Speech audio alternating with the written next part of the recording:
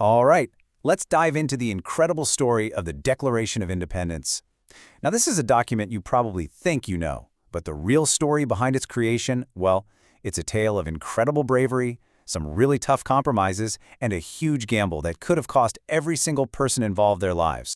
We picture fireworks and parades, but I want you to forget all that for a second. Try to imagine the scene that signer Benjamin Rush described, a room just filled with a, quote, pensive and awful silence. This was no party. This was a room full of dread, because every single man signing that piece of paper was committing high treason against the British crown. And the punishment for that?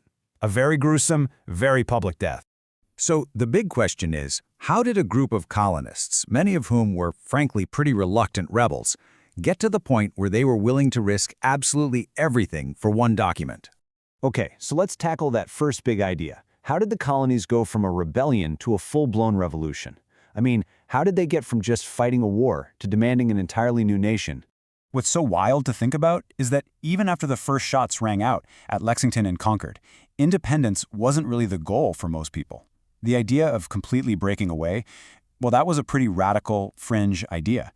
Most folks were still holding out hope that they could patch things up with Great Britain. Then, in January 1776, this little 47-page pamphlet just drops, and it changes everything.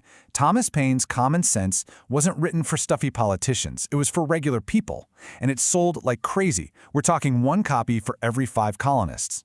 It made this powerful, passionate, and public case for independence that nobody had really dared to make before. Paine's words, they were like lightning. They just electrified the colonies. He completely reframed the whole fight. Suddenly, this wasn't just some squabble over taxes anymore. No, this was a noble, universal fight for freedom against a tyrant king, and you could feel public opinion starting to shift in a big way. So while things were heating up on the streets, the real battle was being fought behind the closed doors of the Pennsylvania State House, what we now call Independence Hall in Philadelphia. And this table here really shows you the stalemate inside the Continental Congress. You had 2 main camps. In one corner, you had the radicals, like John Adams, who were shouting, "The time is now! We have to break away!" And in the other corner, you had the moderates, like John Dickinson of Pennsylvania, basically saying, "Whoa, hold on. Declaring independence without a government and a powerful ally like France? That's just suicide." So the pro-independence side, they had to wage what you could call a complex political war. First, Richard Henry Lee of Virginia officially proposed the idea. Then, for weeks, Adams and his allies were working the floor, lobbying, persuading, and pressuring the colonies that were still on the fence. And finally, on July 2nd, they got the votes they needed. Now here's a crucial point that gets lost all the time. The actual decision to become independent was made on July 2nd. So what's July 4th all about? Well, that was the day they officially adopted the explanation, the declaration that would justify this incredibly dangerous, treasonous act to the rest of the world. So, the decision's been made.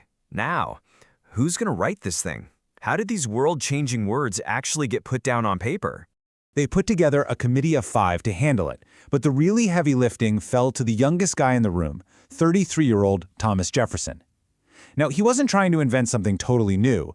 His goal was to capture the, quote, expression of the American mind, pulling from ideas that were already floating around, from thinkers like John Locke and recent documents like Virginia's own Declaration of Rights. But here's where the story gets really complicated. In his first, fiery draft, Jefferson, who, remember, was a slave owner himself, included this absolutely shocking passage. It was a blistering attack on the slave trade, and he blamed it all squarely on King George III. But that passage never made it to the final version. Congress, as Jefferson later grumbled, mangled his draft. So why'd they cut it? Well, it all came down to a painful compromise. They had to keep the southern colonies, South Carolina and Georgia, on board.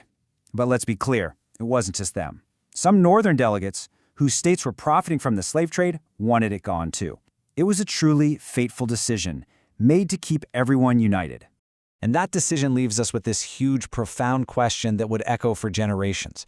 By choosing independence over confronting the hypocrisy of slavery right at its own birth, how did that moment shape the future of the entire nation? So, what did the final version actually say? It's not just some big announcement. It's actually structured like this brilliant legal and moral argument. Let's break it down real quick. First, you've got the preamble. Think of this as the why behind the whole thing. It lays out this whole philosophy of government. basically saying that people have the right to ditch their government if it starts messing with their natural rights. And right here, this is where you find what one historian has called the most potent and consequential words in American history.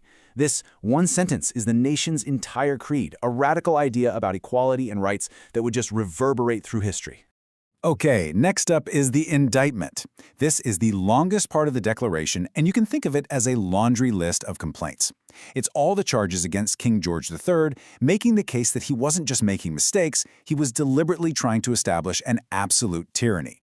And these weren't small things, you know. They accused him of everything from shutting down their local governments and taxing them without their say-so, to sending troops and literally waging war on his own people. Altogether, this was their evidence, their case for why they had to break away.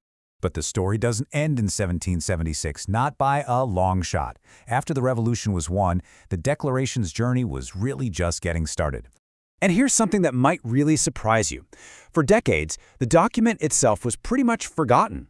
People barely even mentioned it when they were creating the Constitution. It seemed like its job was done. The act of declaring independence had been the important part, not the specific words on the page. But then, future generations started to pick it back up. In 1848, women's rights activists borrowed its language for their own Declaration of Sentiments.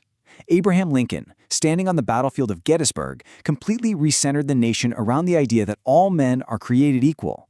Slowly but surely, it was being transformed from a simple declaration of separation into a universal declaration of human rights. And of course, in 1963, Dr. Martin Luther King Jr. called it a promissory note that belonged to all Americans. That single sentence, born in a moment of treason and painful compromise, became a living promise. It became a moral standard, constantly challenging every new generation of Americans to finally, truly live up to its powerful and profound ideals.